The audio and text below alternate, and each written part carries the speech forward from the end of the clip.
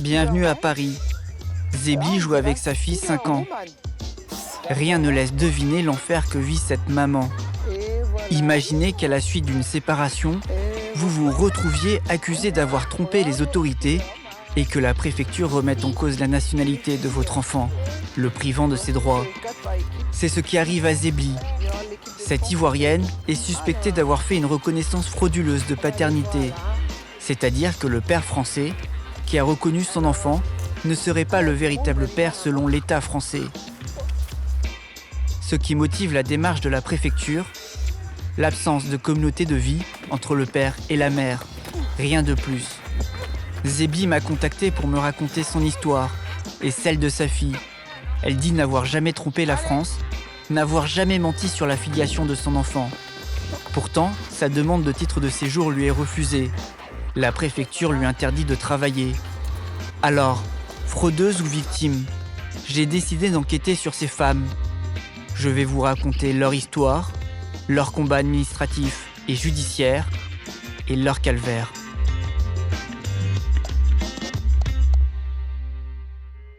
Je suis déçue, je suis découragée parce que je me dis l'enfant il est né d'un père français, il est français de naissance et j'ai la sensation qu'on sanctionne mon fils et je pense que c'est moralement aussi ça va agir sur lui parce que je vais pas lui cacher. Quand il grandira, je vais pas lui cacher, je vais lui dire voilà, on t'empêchait d'avoir ce que tu avais droit. Voilà, normalement tu es français, tu as le droit d'avoir ci, tu as le droit d'avoir ça, mais l'État français ou je ne sais qui t'empêche d'avoir ça, et voilà. L'exposé des motifs de la loi explique clairement vouloir lutter contre la fraude et contre l'utilisation de reconnaissance de paternité dans le but ensuite d'accéder à la nationalité ou à des prestations sociales. Donc c'est pas vraiment caché en fait cette suspicion qui est en fait une discrimination fondée sur la nationalité des personnes. En fait, ça va être la parole des parents contre la parole de la préfecture. Donc c'est pour ça que je pense que c'est très compliqué pour les juridictions administratives de se prononcer là-dessus. Une mère qui est toute seule, qui élève toute seule son enfant et qui est dans des conditions vraiment misérables, elle a seulement besoin d'avoir quelque chose qui la rassure, quelque chose qui la booste, qui lui donne la force d'avancer, de pouvoir se battre, assumer le quotidien de son enfant et tout. Et quand on t'arrache cela ou on te bloque face à cela, c'est vraiment quelque chose de pénible, quelque chose de méchant.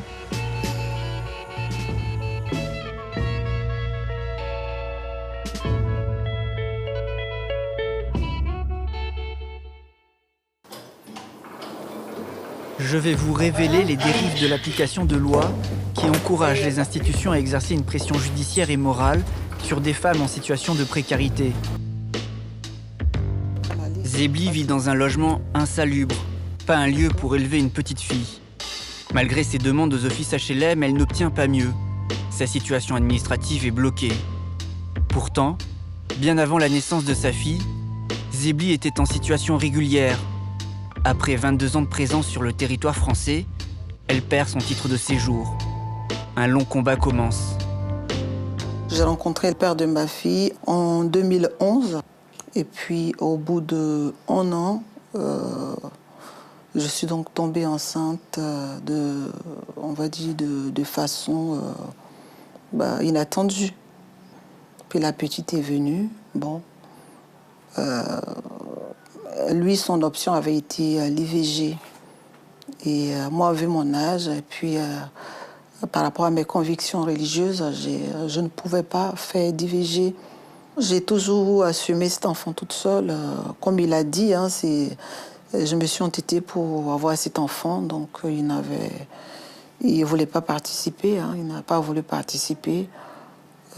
Puis moi, je ne vais pas lui mettre le couteau à la gorge. Pour moi, je me dis que la seule chose qu'on ne peut pas négocier sur cette terre, c'est l'amour d'un parent. L'amour d'une mère, l'amour d'un papa, ça ne se négocie pas. J'ai saisi le juge des affaires familiales pour faire valoir le droit de la petite. Et comme lui, on lui avait demandé un certain nombre de choses qu'il devait faire, à savoir lui verser une pension alimentaire, la visiter, l'emmener chez lui, tout et tout. Il était d'accord. Malgré la décision du juge des affaires familiales, Zébli se retrouve seul à s'occuper de son enfant. Jusque-là, son histoire ressemble à celle de nombreuses mères. Sauf qu'en 2017, tout se complique. Au mois d'août, il y a 2 policiers qui sont venus en civil chez moi. Et c'était le matin, quand ils ont toqué, que j'ai ouvert. Ils m'ont demandé si j'étais... donc, mademoiselle... J'ai dit oui, c'est bien moi. Et là, j'ai demandé, j'étais un peu paniquée, je demandais ce qui se passait. Donc, ils m'ont dit que non, qu'ils sont passés me remettre une convocation. Et j'étais un peu étonnée, j'ai posé des questions, c'était par rapport à quoi? Et là, ils m'ont dit, parce que j'avais fait la demande de la carte de séjour, la carte de 10 ans. Donc, c'est là, quand je suis arrivée dans le bureau, qu'elle m'a laissé entendre qu'ils avaient été mandatés par la préfecture pour mener des enquêtes sur moi pour une soi-disant reconnaissance de paternité, une reconnaissance de complaisance et frauduleuse. Et la préfecture, elle est quand même mal placée pour vous dire que j'ai fraudé, d'autant plus que c'est cette même préfecture qui m'a régularisée depuis 2006. Donc, il y a un souci. Et là, j'ai donné tous les documents, ils ont fait des photocopies, tout et tout. Et ça a duré 2 heures. Hein. Et pendant ces 2 heures, c'était des questions du genre comment j'ai connu le père de mon enfant, comment j'avais couché avec lui, si j'avais couché avec des préservatifs ou pas. Et là, franchement, j'ai eu vraiment le choc, j'ai commencé à pleurer. Les arguments qu'il avance, du fait que je n'ai jamais vécu avec le père de ma fille, franchement, je m'y attendais pas. Ça fait 22 ans que je suis là et j'ai jamais entendu qu'il y avait une loi qui condamnait des femmes qui avaient eu des enfants sans avoir vécu avec le père de leur enfant en question. Zebli n'est pas un cas isolé. J'ai contacté plusieurs femmes dans la même situation qu'elle. 3 mères ont accepté de répondre à mes questions, à la condition de respecter leur anonymat. Toutes sont soupçonnées d'avoir fraudé en demandant des reconnaissances de paternité à des Français. J'ai connu le père de ma fille. Quand je l'ai connu, c'était bien. Il ne m'a pas dit qu'il était marié, tout et tout. Le jour où je suis tombée enceinte, il m'a dit que lui, il ne veut pas garder l'enfant. Je lui ai dit, mais si tu ne veux pas garder l'enfant, moi, je ne peux pas enlever la grossesse, en fait. Parce que devant Dieu, ce n'est pas bien. Donc, je ne veux pas enlever l'enfant. Il a reconnu la grossesse. Depuis ce jour, je n'ai plus eu de ses nouvelles. J'ai reçu un courrier de la préfecture qui me disait que les documents que j'attendais ont été bloqués par la préfecture parce que là, ils sont en enquête concernant le lien de filiation entre le père et l'enfant. Le père, il est choqué, il est découragé parce que là, il arrive, il me disait à un moment, mais là, si je veux voyager avec mon fils, qu'est-ce que je fais? Je ne peux pas. Et c'est pourquoi il était allé à la préfecture. Mais on refuse de nous entendre, on refuse de faire quoi que ce soit. Et vu qu'il n'a pas les moyens de prendre un avocat, et moi également, on est obligé de rester comme ça et d'attendre. Pourtant, vous êtes allés 2 fois ensemble à la préfecture. Oui. Et ces 2 fois-là, vous avez rencontré quelqu'un? La première fois, c'était une dame à l'accueil. Ouais. Et la deuxième fois, un homme. Et les 2 fois n'ont pas été notifiés par la préfecture? Non. Les 2 fois, ils nous ont juste demandé pourquoi est-ce qu'on était là. On a donné les raisons. Voilà que le passeport et la pièce d'identité de notre fils, il est bloqué. Voilà. On aimerait savoir qu'est-ce qu'il en est, qu'est-ce qu'on doit faire. Et ils nous ont carrément dit que ce n'était pas possible qu'on se déplace jusqu'à là-bas pour ça. Parce que c'est traité sur une plateforme. Ouais. Donc, on n'a pas le droit de venir là-bas. Donc pour eux, c'est comme si vous n'étiez jamais venu. Voilà. Le monsieur, il me jette carrément, est-ce qu'il n'a pas reconnu d'autres enfants? Ne me dites pas ça, s'il a reconnu d'autres enfants, mais ça n'engage que lui. Mais moi, il s'agit de moi, là. Je ne peux pas faire de projet, je ne peux rien faire. Et là même, je suis là, je me dis peut-être qu'en essayant de postuler un peu ailleurs ou bien à l'étranger, si peut-être je suis reçu, je ne peux pas partir. Parce que même si je m'en vais et que ça ne marche pas, que je suis à l'essai, je ne peux pas revenir. J'ai quitté mon pays, c'est vrai, mais il y a quand même 5 ans. Je retourne, qu'est-ce que je redeviens? Moi, je leur ai dit, ben, s'ils peuvent retrouver le père, il n'y a pas de problème. On peut faire le test sans problème. Hein. Parce que moi, je sais que ma fille, c'est son père. Donc, je ne suis pas inquiète, en fait. En fait, il est responsable de la situation, finalement. Oui. Et par rapport à ça, la préfecture, elle est au courant de cette situation. Elle sait que finalement, la responsabilité, elle vient du père. Oui. Et pourtant, elle demande à ce que ce soit vous Oui. qui Parce que la apportiez préfecture solution. pense que ce n'est pas l'enfant. L'enfant, peut-être, je l'ai reconnu par quelqu'un d'autre. D'accord. Ou soit je payais quelqu'un pour reconnaître l'enfant. C'est ce que la préfecture pense. Oh, je n'ai pas fait ça, moi. Mais c'est du n'importe quoi. C'est du n'importe quoi. Parce qu'il y a plein de parents qui vivent seuls, qui élèvent seuls leurs enfants. Et dans ce cas, le mot monoparentalité, c'est moi qui l'ai inventé. C'est pas moi qui l'ai inventé. Pourquoi la préfecture reproche-t-elle à Zébi d'avoir orchestré une reconnaissance de paternité frauduleuse? Pourquoi l'État français met-il en place une politique qui cible les mères étrangères qui élèvent seuls leurs enfants français, mais dont les pères ne sont plus là? Nous avons voulu poser la question à la préfecture et au ministère de l'Intérieur, mais ils n'ont pas souhaité répondre à nos questions. En 2006, un rapport d'une commission d'enquête parlementaire est rédigé par des sénateurs. Des politiques de droite demandent à ce que le phénomène des reconnaissances de paternité frauduleuses faites pour l'obtention de titres de séjour soit poursuivi et sanctionné. Pour comprendre comment naît cette politique, je me rends au Sénat rencontrer François-Noël Buffet, celui qui a piloté ce rapport. Un sénateur du groupe Les Républicains qui s'est spécialisé dans les questions migratoires. Bonjour, monsieur le sénateur. Bonjour, monsieur. Vous allez bien? Très bien, et vous? Très bien, je vous laisse vous installer. Merci beaucoup. Alors du coup, vous êtes un sénateur qui vous intéressait beaucoup aux questions migratoires, aux politiques migratoires. Selon vous, aujourd'hui, quel est l'état de la situation migratoire en France? Alors, c'est un sujet effectivement que je suis depuis 2006, pour être très précis. Globalement, l'immigration régulière sur le territoire national, c'est entre 500 et 600 000 personnes, mais c'est vraiment une estimation un peu large. Voilà les grands enjeux. Nous avons, sur le plan de l'immigration d'une façon générale, une continuation régulière de demandeurs d'asile, parce que nous sommes un pays de rebond. Mais pourquoi ce sénateur s'est-il intéressé spécifiquement à la reconnaissance de paternité frauduleuse? L'enjeu, c'est de détecter la tentative de fraude. Il y avait parfois quand même des constats, j'allais dire, matériels, où la personne ne vivait pas avec la mère de l'enfant, ou ne s'occupait pas de l'enfant, et n'avait que pour seul but, effectivement, d'obtenir, le moment venu, un titre de séjour pour venir sur le territoire national ou rester sur le territoire national. Bien sûr que c'était des témoignages, au départ, principalement. Et c'est ce qui nous avait alertés. Parce qu'on nous avait dit, c'est assez nombreux, c'est assez important. Sauf que pour le quantifier, c'était assez difficile, nous n'avions pas d'éléments majeurs. C'est pour ça que la loi a évolué. Ce sénateur me dit qu'il souhaite la mise en place d'une loi pour restreindre l'accès à la régularisation d'une quantité non définie de personnes. J'avoue que là, je m'interroge. J'ai parlé de ce sujet avec une association d'aide aux migrants, la CIMAD. Une de leurs spécialistes répond. C'est compliqué en fait de connaître l'ampleur des fraudes parce que demander au ministère de l'Intérieur quelle est l'ampleur de la fraude, si vous voulez, c'est un peu demander à la personne qui casse le thermomètre. C'est-à-dire qu'il va nous dire le nombre de personnes qu'il soupçonne avoir fait des paternités de complaisance, mais est-ce que c'est la réalité ? En réalité, on n'en sait rien.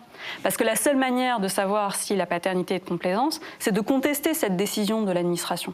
Et souvent, les femmes qui sont dans cette situation, elles sont dans des situations de fragilité, elles n'ont pas de droit au travail, d'un logement compliqué, et elles n'ont pas toujours l'énergie d'aller jusqu'à la contestation.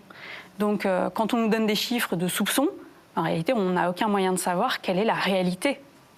Et des condamnations, il en existe, parce que reconnaître un enfant frauduleusement, c'est une infraction pénale, mais elles sont de l'ordre de quelques dizaines par an. C'est rien du tout. Cherchons encore à comprendre pourquoi cet intérêt pour ce sujet. Je relance monsieur le sénateur.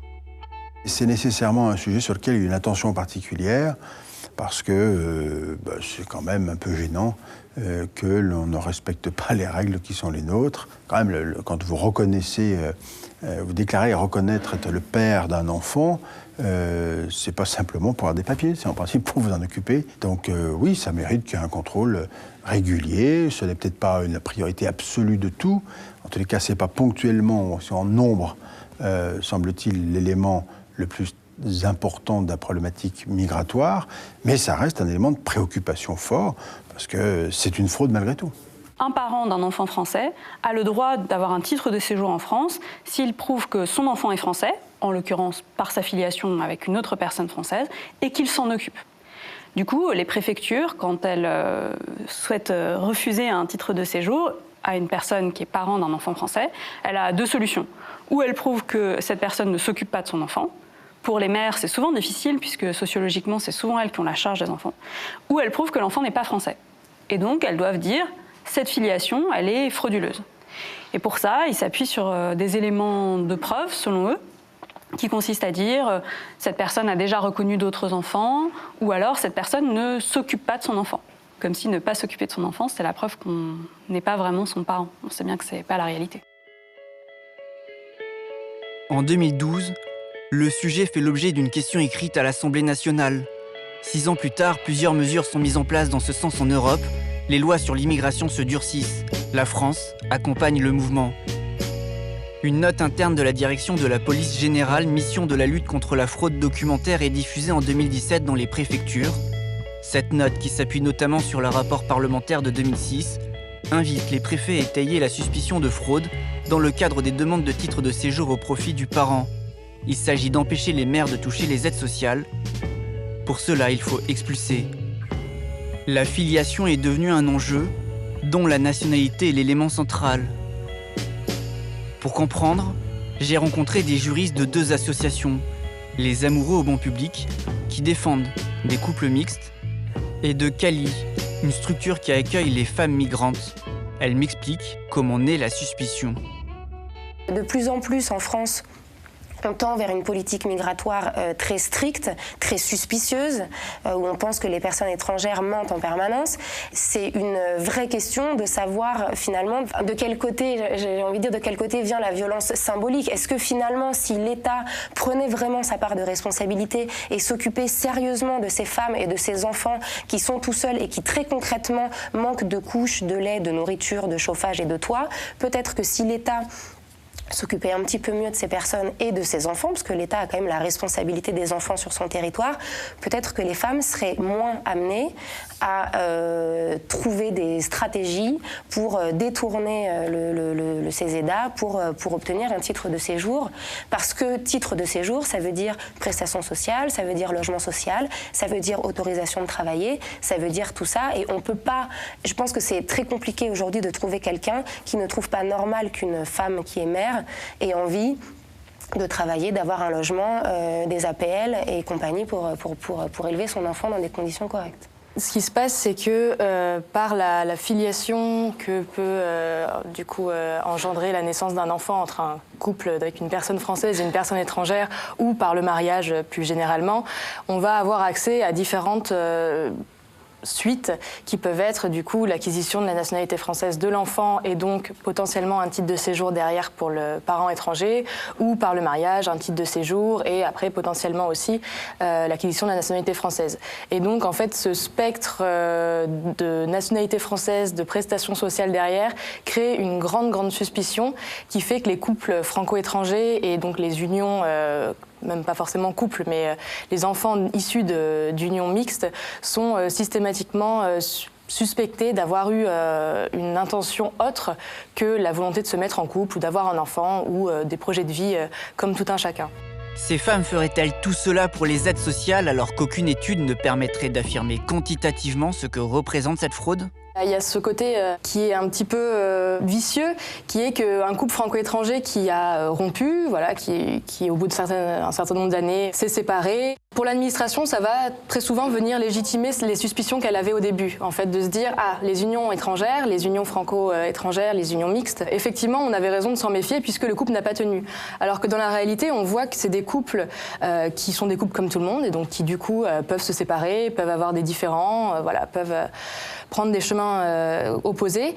Et en particulier, ce sont des couples où il y a beaucoup de pression, beaucoup d'intrusion dans la vie privée et familiale et ce sont des étapes qui leur sont ajoutées dans une vie de couple et qui les rendent aussi la vie de couple parfois difficile.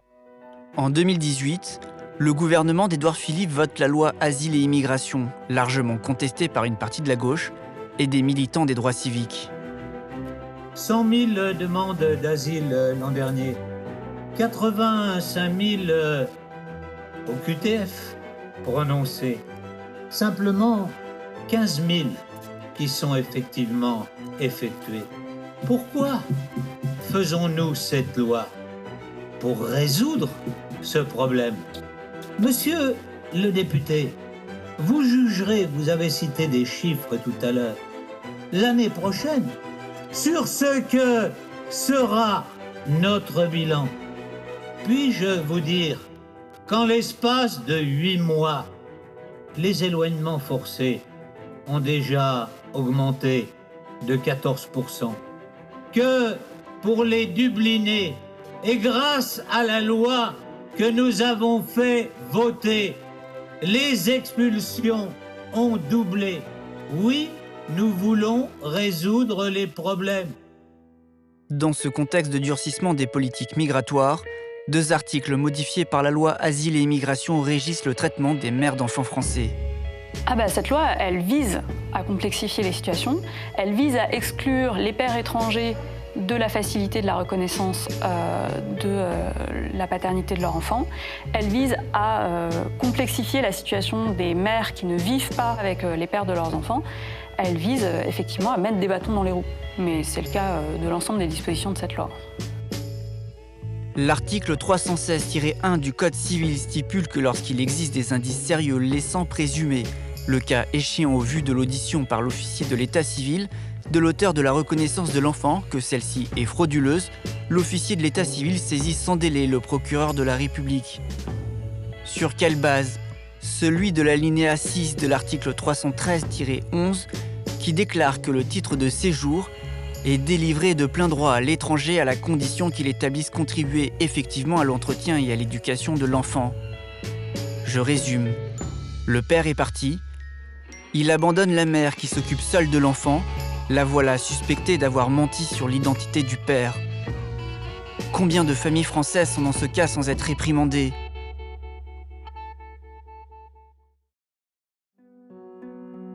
Plus j'avance dans mes recherches, plus ce que je découvre me trouble. Comme n'importe quel fils d'une mère étrangère et d'un père français, je ne peux m'empêcher de m'identifier et de penser qu'est-ce qu'on ressent lorsqu'on est accusé à tort par l'État français. Ouais, allô, salut. Ça va? Oui, ça va. Ouais, ça va, ça va. J'ai eu envie d'en parler à ma mère, de lui demander son avis.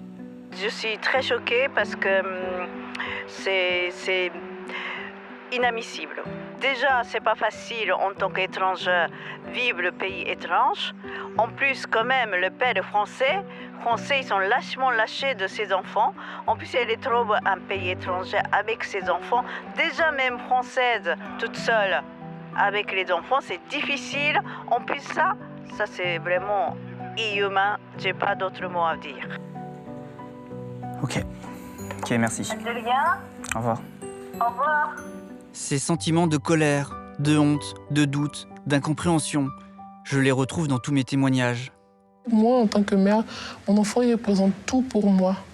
Donc, je ne vais pas faire de mon enfant un objet ou peut-être, je ne sais pas, quelque chose dont je vais me servir, non.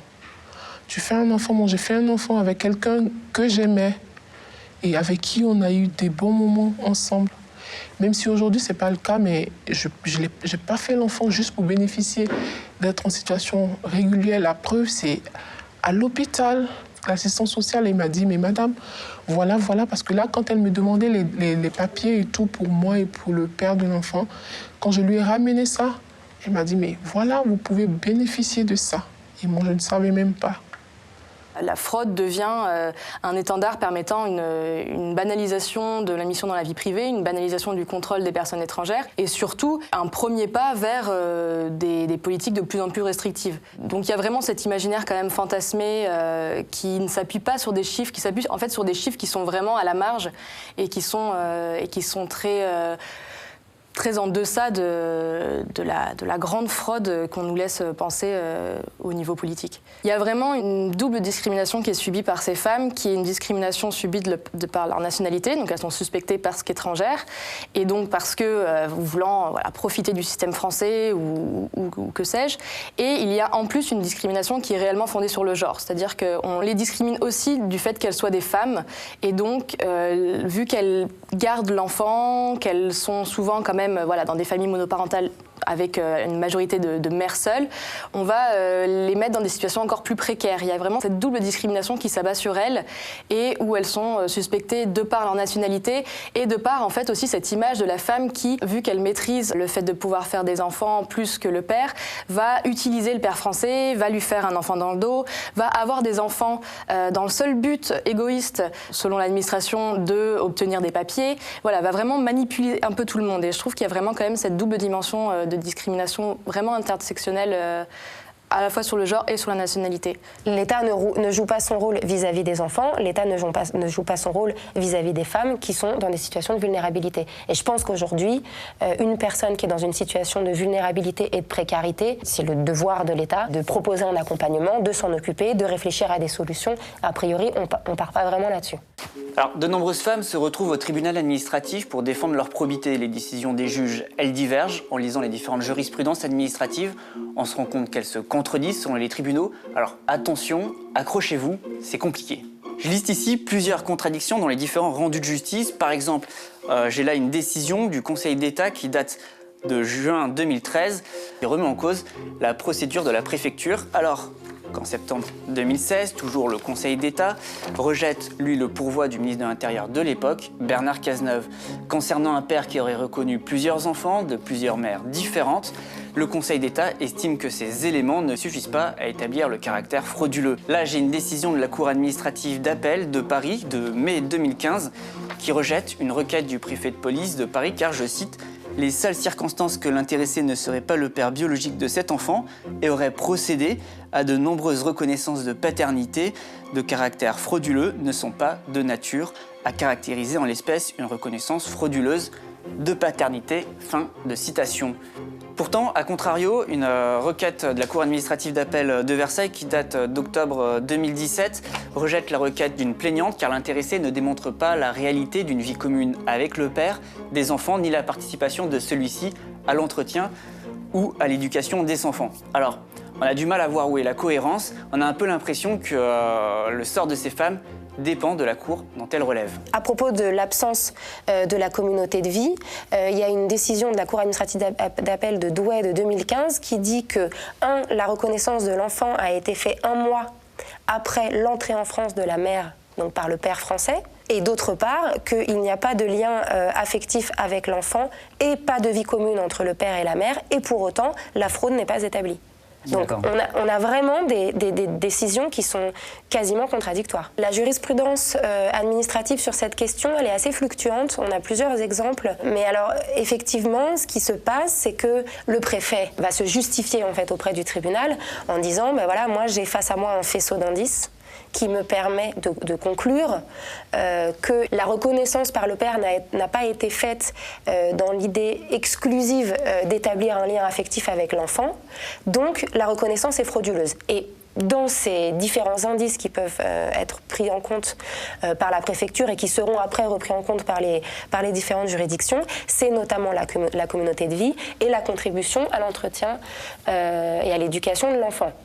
Et c'est ça qui pose problème, parce qu'en fait, la préfecture s'érige en juge aux affaires familiales, alors que normalement, c'est l'attribution du juge aux affaires familiales de juger de la filiation et de ce qui se passe. Et la préfecture dit, ben voilà, moi, je considère que là, il n'y a pas de communauté de vie avec le père, il n'y a pas de contribution à l'entretien, donc c'est une reconnaissance frauduleuse dont je ne renouvelle pas le titre. Et là, si la mère ne porte pas l'affaire devant les juridictions administratives, elle ressort de la préfecture sans titre de séjour, avec en prime une petite humiliation parce que elle s'est retrouvée face à une préfecture qui est sortie de son rôle et de ce qu'elle a le droit de faire. Le 30 septembre 2016, il y a une décision du Conseil d'État qui dit justement que l'argument de la communauté de vie n'est pas suffisant. Alors, vous savez que l'argument de la communauté de vie, il a été aussi utilisé avec des évolutions jurisprudentielles en matière de divorce, par exemple, en matière de mariage, pardon. Par exemple, le texte du Code civil dit les épouses s'obligent à une communauté de vie, et on sait tous très bien que la jurisprudence considère que pour des raisons professionnelles, celle-ci ne peut physiquement pas avoir lieu tout le temps, bon, très bien. Mais ça, c'est déjà très très ancien.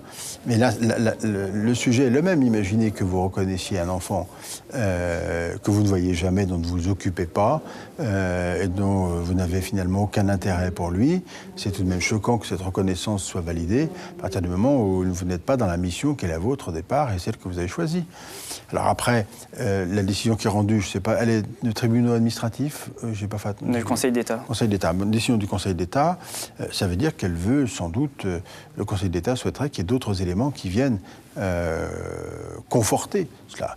On imagine bien qu'il doit y avoir sans doute d'autres éléments. Le problème du faisceau d'indices, c'est que c'est toujours un problème en droit parce qu'on ne sait pas quel va être le poids, on ne sait pas quel indice va avoir le plus de poids, et il n'y a pas de liste exhaustive en gros qui va dire s'il y a ça, c'est qu'il n'y a pas fraude, mais s'il y a ça en plus, c'est qu'il y a fraude.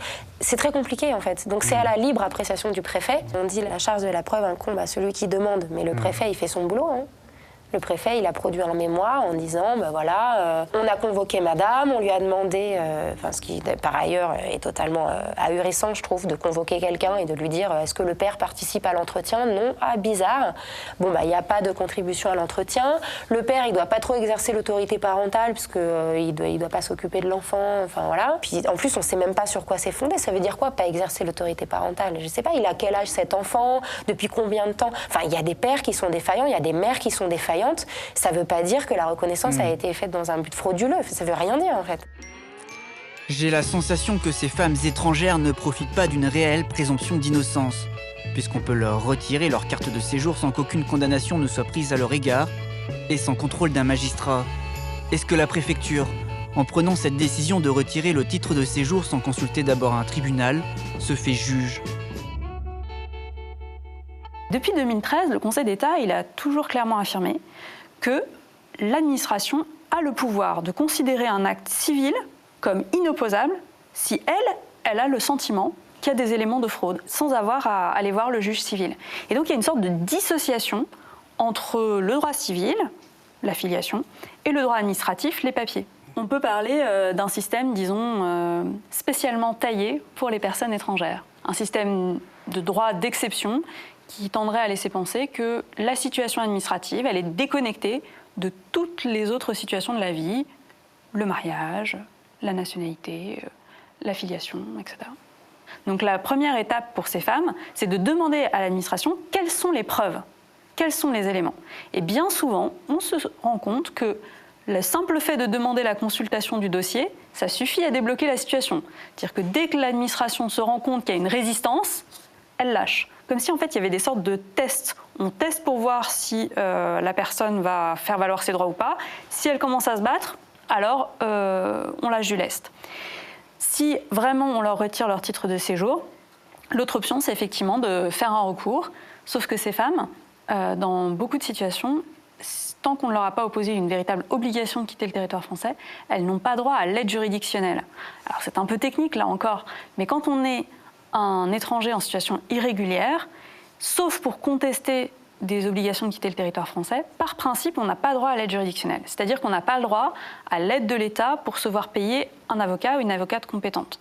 Donc ces femmes, souvent, elles se retrouvent à devoir ou faire des recours elles-mêmes, ou avec éventuellement l'aide d'associations, mais les recours sont un peu complexes, ou alors à devoir payer de leur poche des avocats ou des avocates pour faire leur recours. On voit bien que c'est un obstacle souvent insurmontable pour ces femmes qui sont parfois en grande situation de précarité. Tout cela pour empêcher ces femmes de bénéficier des aides sociales. La société suspecte les étrangères qui élèvent seules des enfants d'être des assistés, que leur seule motivation serait de profiter du système, de faire des enfants dans le but d'avoir des papiers. Ils envoient aussi un arrêté à la CAF pour demander à la CAF de me de me retirer tous mes droits et que, voilà, que j'avais fraudé, tout et tout. Donc moi, j'envoie un courrier à la CAF. Je dis à la CAF, je mets les photocopies de mes pièces d'identité que j'avais déjà eues et puis j'explique l'histoire. Et la CAF m'envoie un courrier pour me dire si j'avais fait une démarche pour contester, de leur envoyer mon dossier, le numéro du dossier. Je me rends compte que dès lors que la préfecture entame des procédures suite à un soupçon, très rapidement les concernés reçoivent un courrier de la CAF suspendant les aides. Les deux institutions communiquent. Est-ce que vous pensez que derrière ça, il y a aussi l'idée que l'objectif, c'est d'être régularisé, mais est-ce que l'objectif, ce serait aussi de pouvoir profiter des aides sociales, de pouvoir toucher les allocations de la CAF? Parce qu'à partir du moment où on est régularisé, on y a droit. Vous savez, c'est ce qu'on avait vu, je me souviens en 2006, à l'occasion de déplacements, et en particulier notamment sur les territoires ultramarins.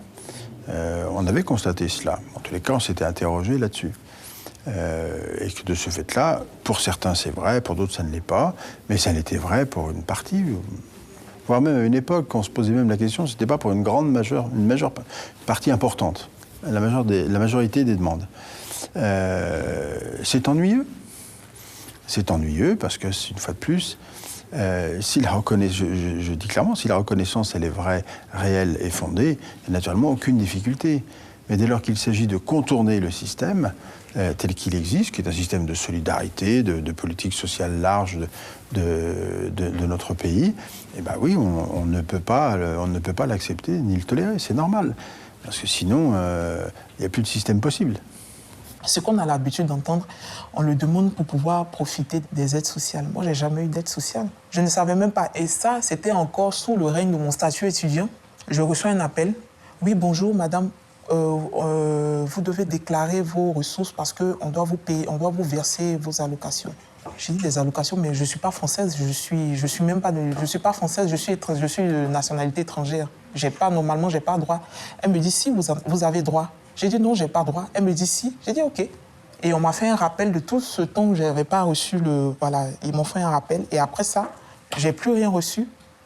Et je suis allée demander, j'ai dit, mais vous m'avez coupé les aides, c'est par rapport à quoi et tout. J'espère que je ne vais pas avoir à rembourser parce qu'apparemment ici, tout ce qu'on vous donne après, on vous demande de rembourser. Donc je veux savoir si, voilà. Et après, elle regarde, elle dit, ah non, vous ne bénéficiez pas, vous ne devez pas bénéficier d'aide parce que vous n'avez plus de titre de séjour. Mais je pense qu'ils tapent fort un peu parce que nous sommes étrangers. Parce que ce qu'on a l'habitude d'entendre, oui, vous voulez ça pour les aides, oui, parce que c'est tout ce qu'on nous rabâche, toujours c'est ce qu'on rabâche. Voilà. Et là, moi, je dis, je n'ai pas besoin de vos aides, je travaille, je m'occupe, je ne vais pas quémander quoi que ce soit. Je n'ai pas besoin d'aide pour vivre. On ne vient pas ici pour profiter juste des aides. Franchement, pas pour ça. Moi, particulièrement, je n'étais pas venue ici pour ça. Je suis venue ici pour avoir une vie meilleure. Travailler, la preuve, la plupart des immigrés, c'est eux qui font tous les boulots de merde, hein, si je peux le dire, je suis désolée, mais la plupart des immigrés, c'est eux qui font tous les boulots que même les Français n'arrivent pas à le faire. Hein. Il y a des étapes, mais alors, ce qui est légal, c'est que la CAF demande le remboursement de ce qui a été indûment perçu. En fait, c'est ça. Ça a été indûment perçu parce que, comme l'annulation de la filiation est rétroactive, ça veut dire que la femme n'aurait jamais dû toucher ces aides sociales. Donc, du coup, c'est légal de lui demander de rembourser. Après, ce qui se passe, c'est que la CAF envoie un courrier, dit « Vous avez 2 mois pour contester devant le tribunal administratif. Si le délai est dépassé, il faudra rembourser. » J'ai voulu poser la question à la CAF, qui malheureusement refuse ma demande d'interview et préfère me répondre par mail. On m'a tout de même confié en off que la part des personnes détectées restait infime. La CAF m'écrit que si le contrôle a révélé une erreur ou une fraude, la CAF notifie la demande de remboursement de l'indu et procède à une retenue sur les prestations en cours. Si le paiement à tort relève d'une démarche frauduleuse, la CAF dépose plainte pour obtenir une condamnation en plus du remboursement de l'indu, en cas de détection d'une reconnaissance frauduleuse de paternité, notamment lorsqu'elles ont pour but de procurer irrégulièrement un titre de séjour aux mères, les faits sont signalés au CAF. Il s'agit donc de ne plus apporter d'aide aux mères accusées, Selon mes informations à l'intérieur, une politique basée sur le soupçon et la traque des fraudeurs guide les consignes dictées aux agents des caisses d'allocation familiale. Écoutez ce que me confie en off ce contrôleur de la CAF. Il y a quand même une énorme politique de lutte contre la fraude, un peu sur tous les sujets, j'ai envie de dire. C'est devenu dans les caisses quelque chose de très très important. Les agents à l'accueil ont comme directive, quoi qu'il arrive, s'ils suspectent quelque chose, de le signaler. Oui, ça c'est sûr. J'ai continué à suivre Zebli et j'ai assisté à son combat judiciaire. Bonjour, vous allez bien? Oui, ça va, merci. Prête pour l'audience? Oui.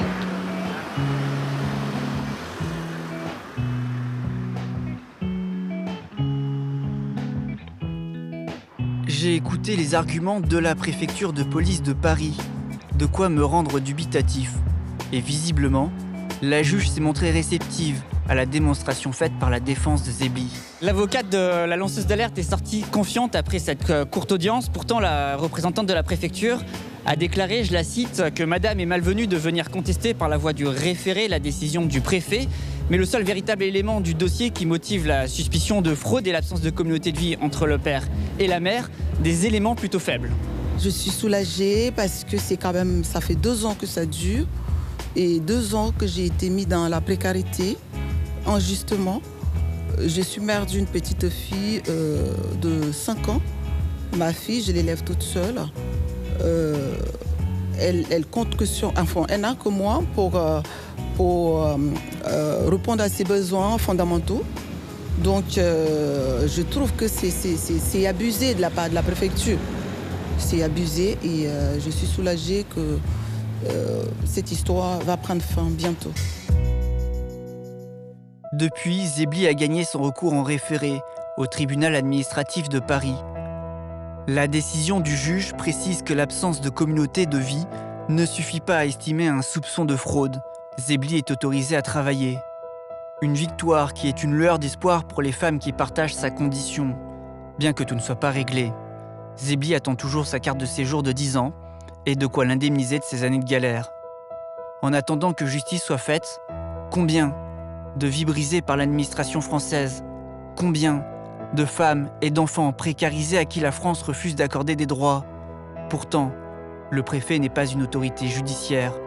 Contactez les services de la préfecture de police de Paris, de la direction de la police nationale et le ministère de l'Intérieur ont refusé mes demandes d'interview.